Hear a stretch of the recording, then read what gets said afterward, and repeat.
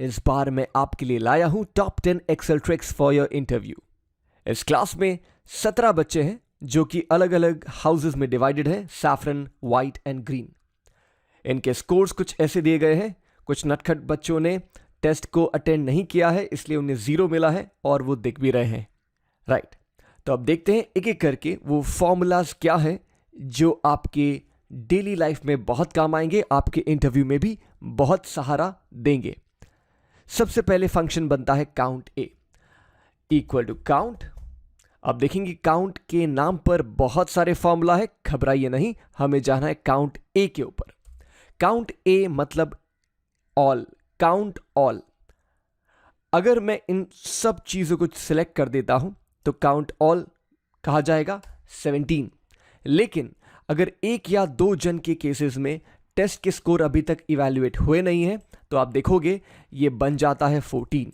यानी कि काउंट ए उन सेल्स को ही चूज करता है जिसमें कुछ है। काउंट ए मींस काउंट ऑल।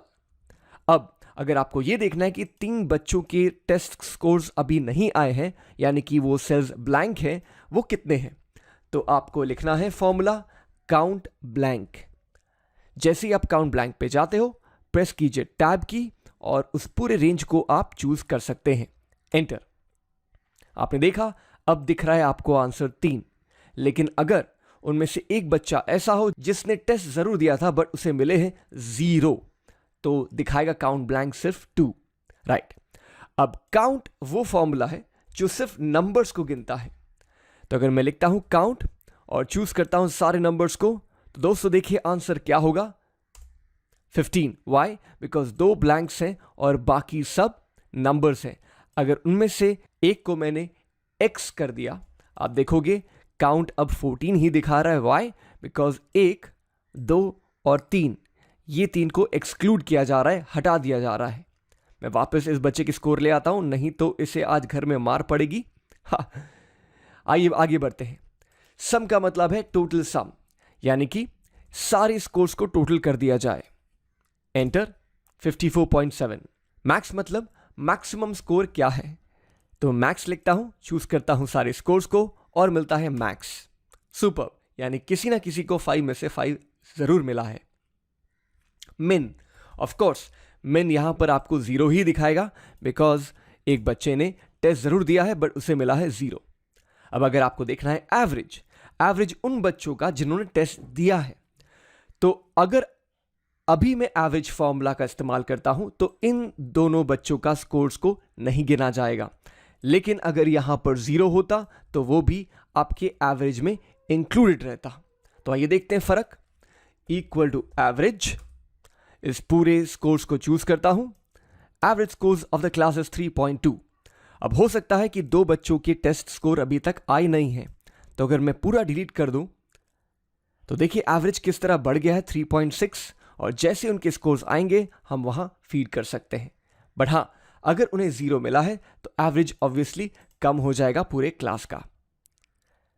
तो ये 2 क्लस्टर्स ऑफ फॉर्मूला काफी सिमिलर है। काउंट ए मतलब ऑल, काउंट ब्लैंक मतलब ओनली ब्लैंक, और काउंट मतलब सिर्फ नंबर्स को गिना जाए। यह है मेरा पहला क्लस्टर। दूसरा क्लस्टर में कहा गया है सम, मैक्स, मिन, एवरेज। अब तीसरे क्लस्टर में जाते हैं जो कि बहुत ही इंपॉर्टेंट है। यहां पर 3 स्टूडेंट्स के नाम है और इन 3 स्टूडेंट्स के मुझे स्कोर इसके पास वाले सेल्स में लिखे होने चाहिए। तो मैं इस्तेमाल करता हूं VLOOKUP। अगर आपको और डिटेल में VLOOKUP जानना है तो हमारे VLOOKUP के बहुत सारे वीडियो हैं excelsuperstar.org पर, उन्हें जरूर देखिए। फिलहाल एक बेसिक झलक VLOOKUP के बारे में। लुकअप वैल्यू मतलब जिस स्टूडेंट के नाम के पीछे आप दौड़ रहे हो, यह है लुकअप वैल्यू। कॉमा, अब कहा जाता है टेबल अरे। तो ध्यान रहे दोस्तों कि जब आप VLOOKUP इस्तेमाल करते हो, टेबल अरे ऐसा चूज करें जिसमें पहले कॉलम में वो नाम पाया जाए जिसके पीछे आप दौड़ रहे हो। यानी कि यह सिलेक्शन गलत हो जाएगा और यह सिलेक्शन बिल्कुल सही। अब एट दिस पॉइंट, इस टाइम पर मैं प्रेस करता हूं फंक्शन की F4। F4 लगाने से ये $4 आपकी स्क्रीन पर आएंगे और इसका मतलब यह है कि कभी भी ये जो पूरा टेबल है नीचे कभी भी खिसकेगा नहीं, ये अपनी जगह पर बिल्कुल बरकरार रहेगा, रॉक सॉलिड। कॉमा, अब 1, 2 और 3 ये तीसरे कॉलम में स्कोर्स हैं, इसलिए मैं कहता हूं कॉलम इंडेक्स नंबर 3। और लास्टली मुझे एकदम एग्जैक्ट मैच चाहिए। अविरूप दासगुप्ता यानी कि अविरूप दासगुप्ता का ही स्कोर मुझे दिखना चाहिए, राइट, अविरूप मुखर्जी का नहीं, इसलिए मैं कहता हूं फॉल्स। बहुत जन फॉल्स की जगह 0 भी लिखते हैं और ये बिल्कुल सही है। एंटर। वाओ, जैसे ही मैं डेटा को कॉपी पेस्ट करता हूं, मुझे इन तीनों स्टूडेंट्स के स्कोर अपने आप इस टेबल से निकाल कर दे दिए जाते हैं। आइए देखते हैं क्या वो सही है। अविरूप दासगुप्ता, उसके बाद अनुज गर्गवा, ये भी सही है, और तीसरा अनुराग कुमार। तो देखा दोस्तों, एक ही फॉर्मूला वीलुकअप से आपने तीनों के स्कोर को निकाल लिया है। और वीलुकअप कहा जाता है सबसे इंपॉर्टेंट फॉर्मूला एक्सेल का। तो इसके बारे में और जानिए और हमारे वीडियो को जरूर देखिएगा। फिलहाल मैं आगे बढ़ता हूं। कॉन्कैटिनेट वो फॉर्मूला है जो दो चीजों को जोड़ता है। सो अगर मैं कहता हूं अविरूप दासगुप्ता और फिर एम्परसेंड और फिर कहता हूं 4.7, आप देखोगे ये दोनों डेटा को जोड़ देता है। लेकिन दोस्तों मैं चाहता हूं कि एक स्पेस रहे अविरूप दासगुप्ता के बाद। ओके, तो मैं इस फॉर्मूला को दोबारा लिखता हूं। Avirup Dasgupta ampersand, double quotes के अंदर एक स्पेस जरूर रखें, वापस एम्परसेंड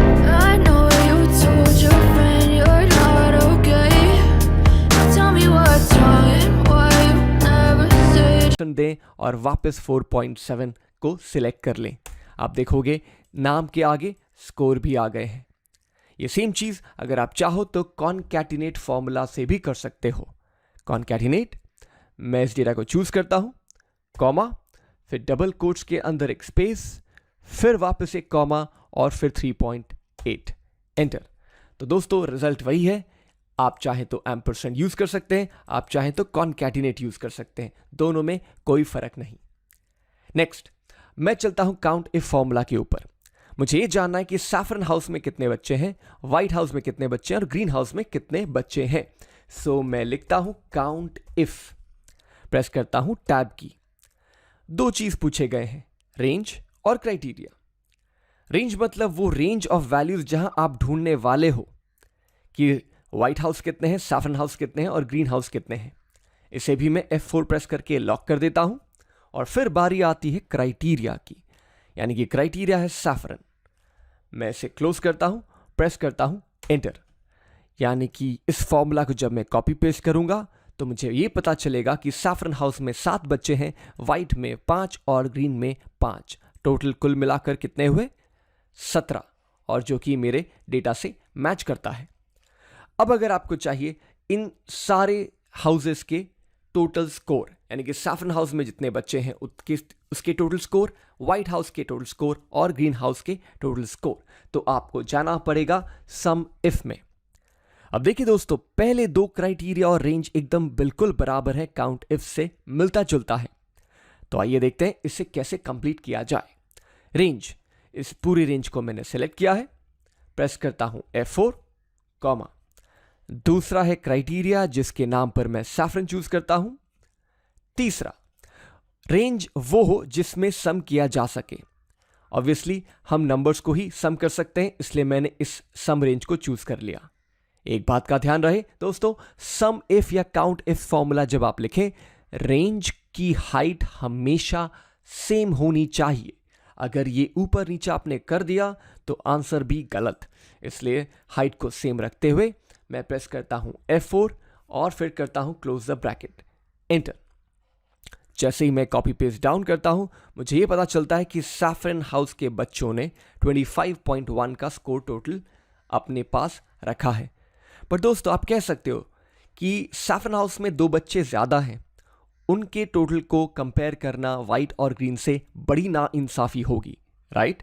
तो आप चाहो तो सम के वर्ड को हटाकर आप रख सकते हो वर्ड एवरेज इफ का, राइट? अब जितने बच्चे हैं उनके एवरेज निकाले जाते हैं और इसे मैं करता हूं कॉपी पेस्ट, राइट? फॉर्मेटिंग के लिए Ctrl+Shift+1। तो अब यह पता चलता है कि average score of a saffron student is 3.59, white 2.94 and green house 2.98। तो दोस्तों सम इफ और एवरेज इफ फॉर्मूला सिर्फ नाम में फर्क है, लेकिन अंदर के पैरामीटर के सीक्वेंस वैसे ही है। नेक्स्ट मैं चलता हूं ड्रॉप डाउन लिस्ट में।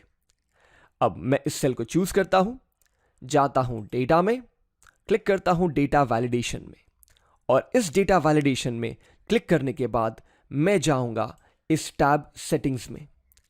सेटिंग्स के अंदर लिस्ट, और ये कह रहा है कि अगर आप लिस्ट चूज करना चाहते हैं उसके सोर्स क्या हो, तो सोर्स के नाम पर मैं इन पूरे बच्चों के नाम के लिस्ट को चूज करता हूं और प्रेस करता हूं ओके। और अब देखो नजारा, देखिए कितने आसानी से ड्रॉप डाउन बन गया है। आप चाहो तो कोई भी नाम इसमें से चूज कर सकते हो। और अगर देखा जाए ये ड्रॉप डाउन मैं चाहूं तो अविरूप दासगुप्ता के नाम पर भी पेस्ट कर सकता हूं। फायदा, अब आप जब भी कोई भी स्टूडेंट्स का नाम चूज करते हो तो अपने आप उसका स्कोर आपको बदलता नजर आता है, राइट। सो ये है combination of VLOOKUP and drop down list. Next, आप चाहते हो कि जिनको मिला है 3.5 या उससे ऊपर उन्हें ग्रीन मार्क किया जाए, राइट। तो मैं इस पूरे सेल्स को चूज करता हूं, जाता हूं होम, कंडीशनल फॉर्मेटिंग में, और कह देता हूं उन सेल्स को हाईलाइट किया जाए जो कि ग्रेटर देन, या फिर ग्रेटर देन इक्वल टू भी कर सकते हैं, ग्रेटर देन 3.4 हो, उनको आप कर दीजिए ग्रीन। ओके, आपने देखा कितने आसानी से उन स्टूडेंट्स के स्कोर को ग्रीन कर दिया गया है जिनके स्कोर हैं 3.4 या उससे ज्यादा। Last trick, text to column, ये बहुत ही इंपॉर्टेंट ट्रिक है और इसके लिए मैं थोड़ा स्क्रॉल नीचे करता हूं। मेरा अगला मकसद ये है कि इन सारे नाम और सरनेम्स को अलग अलग, दो अलग अलग कॉलम में डिवाइड कर दूं। इन पूरे डेटा को चूज करने के बाद मैं जाता हूं डेटा में और जाता हूं टेक्स्ट टू कॉलम्स के अंदर। अब इसका मतलब है एक टेक्स्ट को अलग अलग कॉलम्स में बांट दिया जाए।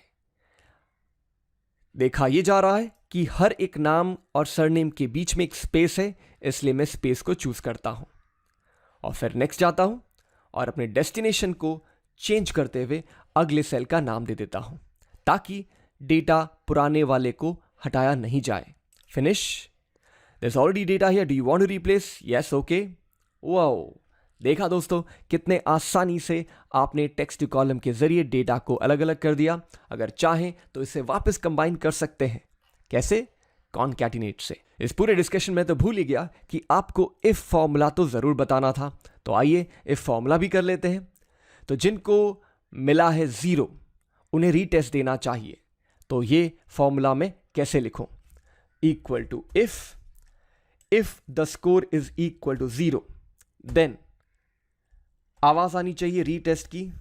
आई नो उस बच्चे को बड़ा बुरा लग रहा होगा कि बाकी सब बच्चे छुट्टी पे जा रहे हैं और उसे रीटेस्ट देना पड़ रहा है, बट कोई इसका उपाय नहीं है। और जिन्होंने टेस्ट में 0 से ऊपर स्कोर किया है उन्हें कुछ नहीं करना है, इसलिए डबल कोट्स। अगर आप गौर से देखेंगे, पहला है लॉजिकल टेस्ट, जिसका सवाल कुछ इस तरह पूछा गया है कि आंसर या तो हाँ है या ना है। अगर आंसर हाँ है तो क्या किया जाना चाहिए, अगर आंसर ना है तो फिर क्या किया जाना चाहिए। ऐसा लग रहा है कभी हाँ कभी ना। यस, एंटर प्रेस करता हूं और इस पूरे डेटा को कॉपी पेस्ट कर लेता हूं। आप देखो 3 जगह मुझे रीटेस्ट दिख रहे हैं। तो दोस्तों ये थे हमारे top 10 Excel formulas and tricks for your interview and for your daily life. इसे जरूर प्रैक्टिस कीजिएगा, ये बहुत ही इंपॉर्टेंट फॉर्मूलाज है। तब तक के लिए मैं अगले वीडियो की तैयारी में जुट जाता हूं।